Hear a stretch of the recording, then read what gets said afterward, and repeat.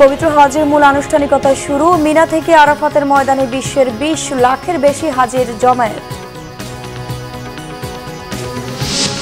ট্রেনে তুলনামূলক স্বস্তির যাত্রা, বাসে বাড়তি ভাড়া, মহাসড়কে যানজটের ভোগান্তি, লঞ্চে মানুষের ভিড়। কোরবানির হাটে পশুর ঢল, বিক্রি কম, দাম বেশি, মশলার বাজার গরম, কেজিতে 1000 টাকা বেড়েছে এলাচের দাম।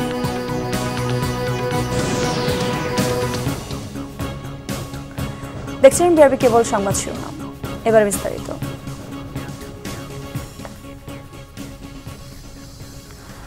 আজ পবিত্র হজ। লাব্বাইক আল্লাহুম্মা লাব্বাইক ধ্বনিতে মুখর আরাফাতের ময়দান। সূর্যোদয় থেকে সূর্যাস্ত পর্যন্ত এই ময়দানে অবস্থান করবেন বাংলাদেশ সহ বিশ্বের 1.5 শতাধিক দেশ থেকে জড়ো হওয়া 20 লাখের বেশি ধর্মপ্রাণ মুসলমান। আরাফাতের ময়দানে অবস্থান করাই হজের মূল আনুষ্ঠানিকতা। এর আগে শুক্রবার মিনায় অবস্থান করেছেন হজ যাত্রীরা।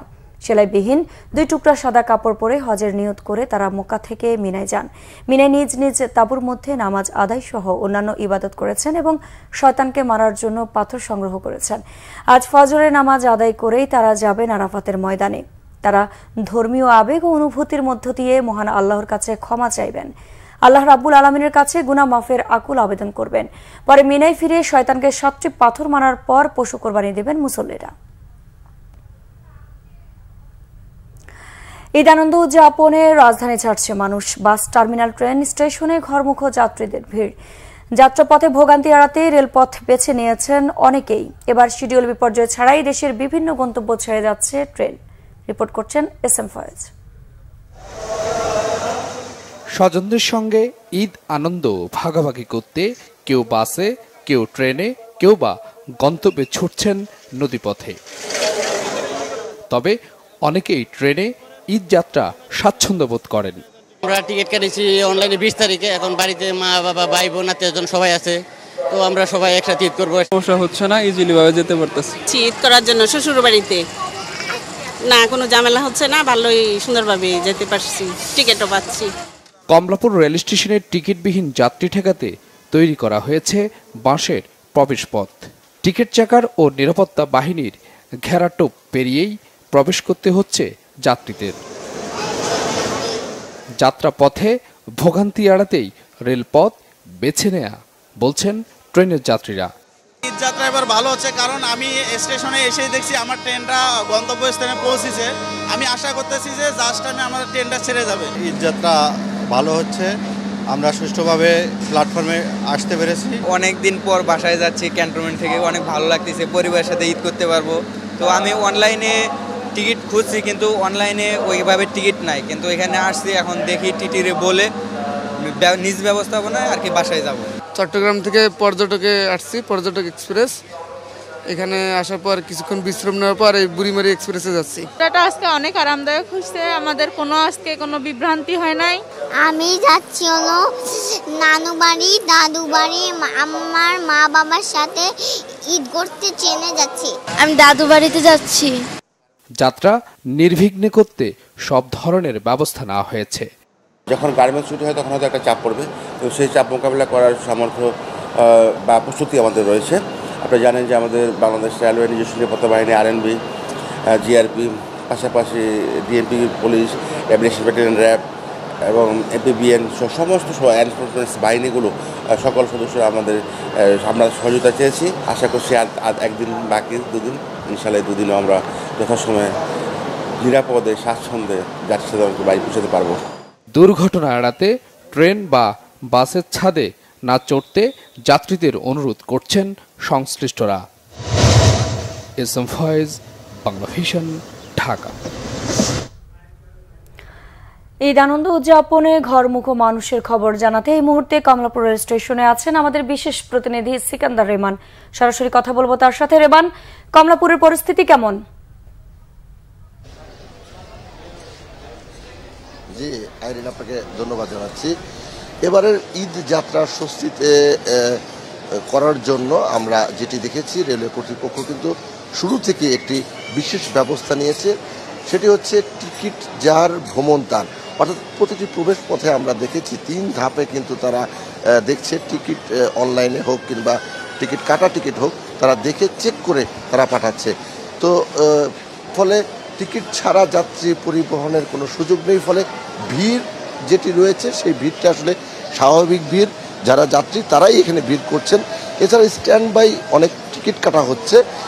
আমরা এখানে যারা রেলের দায়িত্বে রয়েছে তাদের কয়েকজনের সঙ্গে কথা বলেছি, তারা বলেছেন যে এখন পর্যন্ত যে সব গন্তব্যে ট্রেনগুলো যাচ্ছে সেগুলো শিডিউল ঠিক রেখেই যাচ্ছে, এখন পর্যন্ত শিডিউল বিপর্যয় কিংবা বিলম্বের কোনো ঘটনা কিন্তু ঘটেনি। এবং যাত্রীরাও বলছেন যে তারা মোটামুটি এবার ঈদ যাত্রায় স্বস্তিতে রয়েছেন, কারণ ট্রেনের সঠিক সময়ে যখন তারা যেতে পারছেন কিন্তু তাদের ভোগান্তিটা অনেকটাই কমে গেছে। তারপরও যেটি রয়েছে সেটি হচ্ছে যে অনেকেই বলছেন টিকিট না পাওয়ার একটি কথা রয়েছে অনলাইনে, কিন্তু অনলাইনে টিকিট না পাওয়ারই কথা। প্রচুর যাত্রী, প্রচুর মানুষ যারা একই সঙ্গে ঈদের আগ মুহূর্তে গ্রামের বাড়িতে যেতে চান, ফলে সীমিত সংখ্যক ট্রেনের সেই আসনগুলোতে আসলে এত অধিক সংখ্যক মানুষ যাওয়া সম্ভব নয়। ফলে যারা আগে ভাগে টিকিট কাটছেন কিংবা যারা সৌভাগ্যবান তারাই ট্রেনের টিকিট পাচ্ছেন এবং তারাই কিন্তু তাদের গন্তব্যে প্রিয়জনের সঙ্গে ভ্রমণ করতে পারছেন এই ট্রেনে করে। আর আরেকটি বিষয়, এই ঈদ যাত্রাকে সামনে রেখে আমরা যেটি প্রতি বছরও দেখি এবারও দেখছি, সেটা হচ্ছে আইন শৃঙ্খলা বাহিনী। আইন শৃঙ্খলা রক্ষায় এখানে র্যাব, পুলিশের পাশাপাশি সাদা পোশাকেও আইন শৃঙ্খলা রক্ষাকারী বাহিনীর সদস্যরা দায়িত্ব পালন করছেন যে কোনো অনাকাঙ্ক্ষিত পরিস্থিতি এড়াতে এবং যেখানে উদ্ভূত পরিস্থিতি এড়াতে তারা কিন্তু সতর্ক অবস্থায় রয়েছে। যেটি আমরা দেখতে পাচ্ছি যে এখানে অনেক পরিবারের সদস্যরা কিন্তু অপেক্ষা করছেন, যারা গ্রামের বাড়িতে যাবেন তারা ট্রেনের জন্য অপেক্ষা করছেন।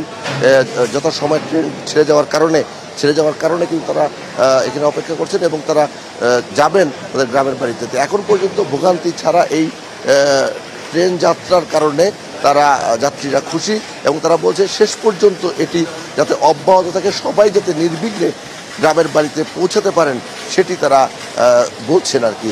এই কমলাপুর রেল স্টেশনে আমরা যেটি এখন পর্যন্ত দেখছি, তো এই হচ্ছে কমলাপুর থেকে সবশেষ অবস্থা। আইরিন, রেমান, আপনাকে ধন্যবাদ। এই যাত্রায় যানবাহনের চাপ বেড়েছে মহাসড়কগুলোতে। ঢাকা টাঙ্গাইল ও ঢাকা ময়মনসিংহ মহাসড়কে যানবাহনের দীর্ঘ সারি, থেমে থেমে যানজট তৈরি হচ্ছে। দীর্ঘ যানজটের ভোগান্তি না থাকলেও বাস সংকটে ভোগান্তি পোহাতে হয় অনেককে। ঢাকা সিলেট মহাসড়কে স্বস্তি নিয়েই বাড়ি যাচ্ছে মানুষ। প্রতিনিধিদের পাঠানো তথ্য ছবিতে ডেস্ক রিপোর্ট। যে যেভাবে পারছেন স্বজনদের টানে ছুটছেন বাড়িতে। শুক্রবার ভোর থেকে ঢাকা টাঙ্গাইল বঙ্গবন্ধু সেতু মহাসড়কে যানবাহনের চাপ বেড়েছে দ্বিগুণ। টাঙ্গাইলের কালিহাতী উপজেলা থেকে বঙ্গবন্ধু সেতু পর্যন্ত 17.5 কিলোমিটার এলাকা জুড়ে গাড়ির দীর্ঘ সারি। কোথাও থেমে থেমে আবার কোথাও ধীর গতিতে চলছে যানবাহন। মহাসড়কের উপর যাত্রী ওঠানামা করায় চান্দনা চৌরাস্তা এলাকায় যানবাহন চলছে ধীর গতিতে। স্বাভাবিকের চেয়ে 2 থেকে 3 গুণ অতিরিক্ত ভাড়া আদায়ের অভিযোগ করেন যাত্রীরা। যানজট প্রচুর, ঢাকাতে পর্যন্ত আসতে 5 ঘন্টা গেছে। ভাই ঈদে বাড়ি যাচ্ছি, এখন এরকম দাঁড়ায় আছি, রাস্তায় যানজট, ভাড়া কন্ট্রোলের বাইরে। জনগণের যে আসলে ভাড়াটা দেখার কেউ নাই, যে যেরকম পাচ্ছে সেরকম করে নিচ্ছে। স্বাভাবিকের চেয়ে বেশি ভাড়া যাচ্ছে, 500-600 এরকম ভাবে যাচ্ছে। যেখানে 200-250 হয় সেখানে 500 করে যাচ্ছে। ঢাকা ময়মনসিংহ মহাসড়কে রয়েছে ঈদের ঘরমুখো মানুষ ও পরিবহনের চাপ। বাড়তি ভাড়া ও যানবাহনের স্বল্পতার জন্য অনেক মানুষই ঝুঁকি নিয়ে পিকআপ ভ্যান, ট্রাক ও বাসের ছাদে করে যাচ্ছেন। এদিকে ঢাকা সিলেট মহাসড়কের 6 লেনের কাজ চলমান থাকায় যানবাহন চলছে ধীর গতিতে। তবে যানজট না থাকায় তেমন ভোগান্তি নেই। এমন কোনো ভোগান্তি নেই, একবারে ক্লিয়ার রাস্তা, কোনো যানজটও নাই, সুন্দর রাস্তা। ঘরমুখো যাত্রীদের ঢল নেমেছে ঢাকা ভাঙ্গা এক্সপ্রেসওয়ে ও পদ্মা সেতুর টোল প্লাজায়। শুক্রবার সকাল থেকে পদ্মা সেতুর টোল প্লাজা থেকে শ্রীনগর পর্যন্ত কয়েক কিলোমিটার এলাকা জুড়ে যানজট তৈরি হয়। সময় বাঁচাতে টোলের নির্ধারিত টাকা দিতে চালকদের অনুরোধ জানিয়েছে কর্তৃপক্ষ। অন্যদিকে চট্টগ্রামের ট্রেন ও বাস স্টেশনগুলোতে ছিল ঈদে ঘরমুখো মানুষের উপচে পড়া ভিড়। যাত্রীদের সুবিধার জন্য যোগ করা হয়েছে বিশেষ ট্রেনও। শর্মিলা কেয়া, বাংলা ভিশন নিউজ ডেস্ক। এদিকে ঈদে ঘরমুখো মানুষের ভিড় রয়েছে দেশের সদরঘাট নদীবন্দরে। অনেকের কাছে আরামদায়ক ভ্রমণ ও খরচ কম হওয়ায় অনেক গন্তব্যে যাত্রীদের কাছে এখনো জনপ্রিয় নৌপথ। দেশের দক্ষিণাঞ্চলের বিভিন্ন জেলায় যাতায়াতকারীরা শুক্রবার দুপুরের পর থেকেই আসতে থাকেন সদরঘাটে। তবে এবারের ঈদের ছুটির সাথে সাপ্তাহিক ছুটি থাকায় লঞ্চ টার্মিনালে যাত্রী চাপ ছিল কিছুটা কম। আরামদায়ক যাত্রা এবং তুলনামূলক খরচ কম হওয়ায় অনেকেই সপরিবারে লঞ্চে যাচ্ছেন ঈদের ছুটি কাটাতে। আবার ভোলা জেলার বিভিন্ন গন্তব্যে যাত্রীদের কাছে নৌপথ যেন অপরিহার্য। সরাসরি সড়ক যোগাযোগ না থাকায় লঞ্চে যাতায়াতই পছন্দ অনেকের। এদিকে ঢাকা নদী বন্দর কর্মকর্তা বিএডব্লিউটি এর যুগ্ম পরিচালক আলমগীর কবির জানিয়েছেন, নৌপথে যাত্রায় এবার আবহাওয়া পরিস্থিতি বিবেচনায় রেখে সতর্কভাবে কাজ করেছেন তারা। ঈদের বাকি আর 2 দিন। গবাদি পশুতে ভরে উঠেছে রাজধানীর কোরবানির পশুর হাট, কিন্তু ক্রেতার উপস্থিতি এখনো কম। অনেকে বাজার যাচাই করে ফিরে যাচ্ছেন হাট থেকে।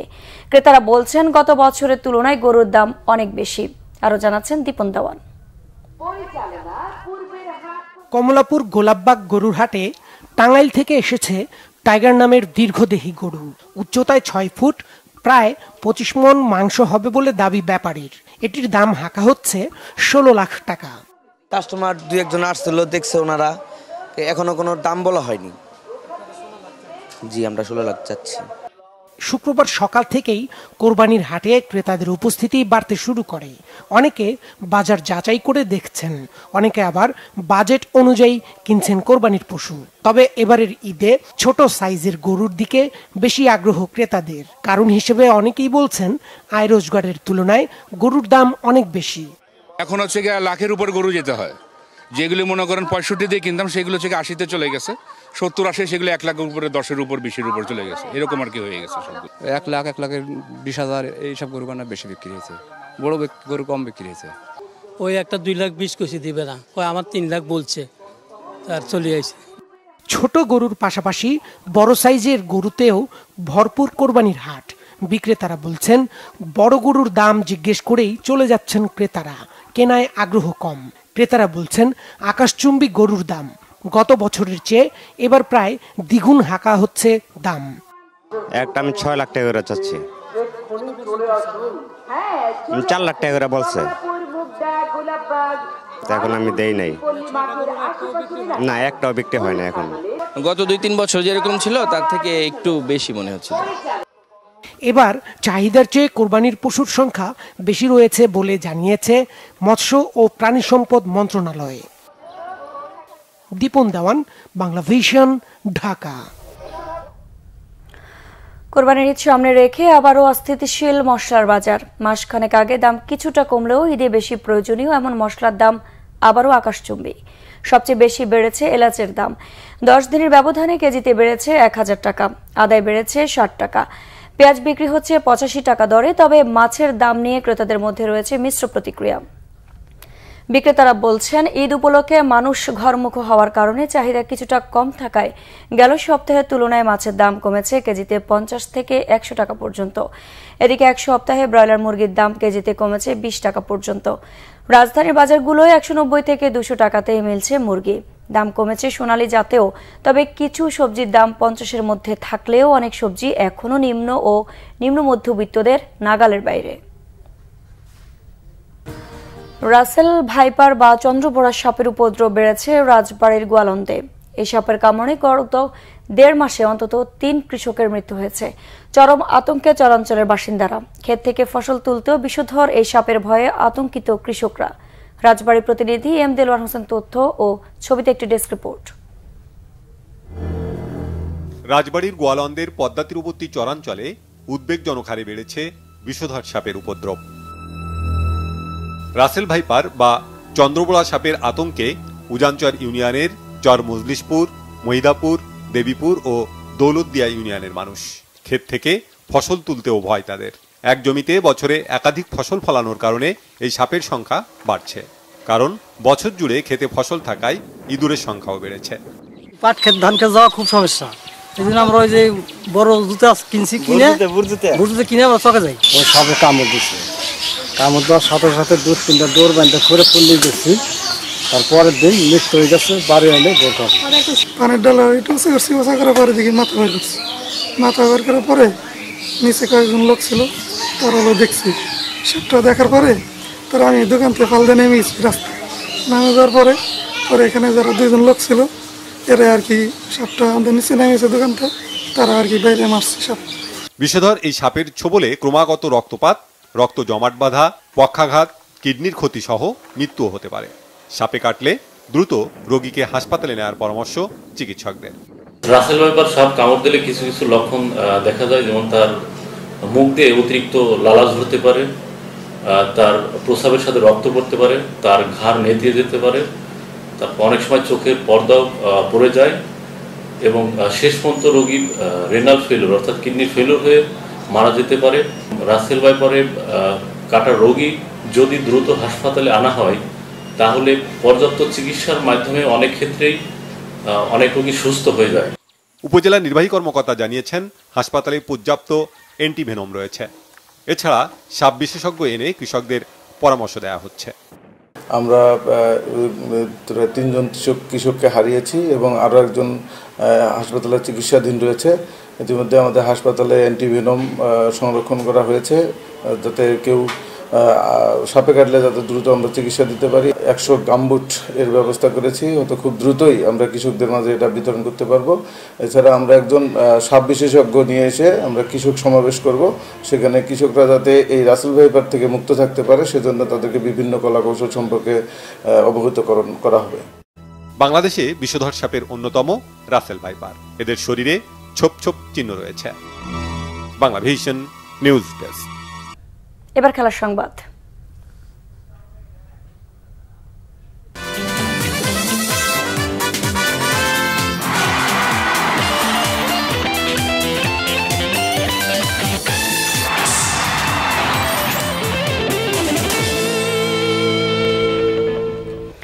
টি-20 বিশ্বকাপে প্রথম রাউন্ড থেকেই বিদায় নিয়েছে পাকিস্তান। ফ্লোরিডায় যুক্তরাষ্ট্র আয়ারল্যান্ড ম্যাচ বৃষ্টিতে পরিত্যক্ত হলে কপাল পুড়েছে পাকিস্তানের। আর পরিত্যক্ত ম্যাচ থেকে 1 পয়েন্ট নিয়ে প্রথম আসরে সুপার 8-এ যুক্তরাষ্ট্র। ফ্লোরিডার লডার হিলে যুক্তরাষ্ট্র আয়ারল্যান্ড ম্যাচে বৃষ্টিতে মাঠ ভেজা থাকায় নির্ধারিত সময়ে খেলা শুরু হতে পারেনি। মাঠ প্রস্তুতের জন্য সব রকম চেষ্টা করা হয়। আম্পায়াররা কয়েক দফা মাঠ পরিদর্শন করেন। যদিও মেঘে ঢাকা আকাশে শঙ্কা থাকে আবারও বৃষ্টি হওয়ার, তারপরও যুক্তরাষ্ট্র আয়ারল্যান্ডের ম্যাচটি ন্যূনতম 5 ওভার খেলা হবে এমন সিদ্ধান্ত নেয় আইসিসি। স্থানীয় সময় দুপুর 1:15টায় টসের পরিকল্পনা করা হয়, কিন্তু আম্পায়াররা মাঠ পরিদর্শনের সময় বজ্রপাত হতে থাকে আকাশে। কিছুক্ষণ পর আবারও শুরু হয় বৃষ্টি। অবশেষে ম্যাচ পরিত্যক্ত ঘোষণা করেন আম্পায়াররা। এর ফলে পয়েন্ট ভাগাভাগি হয় যুক্তরাষ্ট্র আয়ারল্যান্ডের। এতে অন্যতম স্বাগতিক যুক্তরাষ্ট্র প্রথম টি-20 বিশ্বকাপে খেলতে এসেই দ্বিতীয় রাউন্ডে খেলবে। অন্যদিকে যুক্তরাষ্ট্র আয়ারল্যান্ড ম্যাচের উপর নির্ভর করছিল পাকিস্তানের সুপার 8-এর খেলার আশা। ভারত ও যুক্তরাষ্ট্রের কাছে পরাজিত পাকিস্তান কানাডার বিপক্ষ জয় পেলেও 3 ম্যাচে 2 পয়েন্ট নিয়ে আয়ারল্যান্ডের বিপক্ষে যুক্তরাষ্ট্রের পরাজয়ের দিকে তাকিয়েছিল। এই ম্যাচে যুক্তরাষ্ট্র পরাজিত হলে এবং পাকিস্তান গ্রুপের শেষ ম্যাচে আইরিশদের হারালে সুপার 8-এ খেলার সুযোগ ছিল বাবর আজমদের। কিন্তু বৃষ্টিতে ধুয়ে গেল পাকিস্তানের ভাগ্য। এই গ্রুপ থেকে ভারত টানা 3 জয় শীর্ষে এবং যুক্তরাষ্ট্র 5 পয়েন্ট নিয়ে গ্রুপ রানার্স আপ হয়ে খেলবে দ্বিতীয় রাউন্ডে। সংবাদ শেষ করব বিআরবি কেবল শিরোনামগুলো আরেকবার জানিয়ে।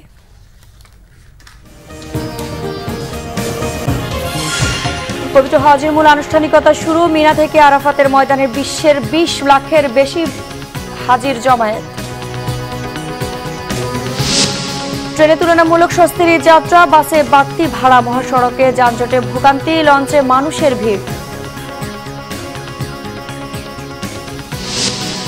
কুরবানির হাটে পশুর ঢল, বিক্রি কম, দাম বেশি, মশলার বাজার গরম, কেজিতে 1000 টাকা বেড়েছে এলাচের দাম।